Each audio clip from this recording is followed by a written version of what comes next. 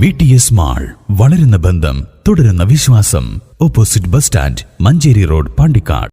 കുടുംബവഴക്കിനെ തുടർന്ന് അച്ഛനും മകനും കുത്തേറ്റു. മേലാറ്റൂർ എടപ്പറ്റ സ്രാമ്പിക്കൽ കുന്നിലാണ് സംഭവം.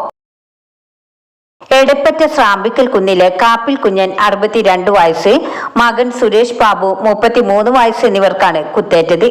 ഗുരുതര പരിക്കേറ്റ സുരേഷ് ബാബുവിനെ കോഴിക്കോട് മെഡിക്കൽ കോളേജ് ആശുപത്രിയിലും കുഞ്ഞനെ മഞ്ചേരി മെഡിക്കൽ കോളേജ് ആശുപത്രിയിലും പ്രവേശിപ്പിച്ചു. ഇന്നലെ വൈകിട്ട് 4-നാണ് സംഭവം.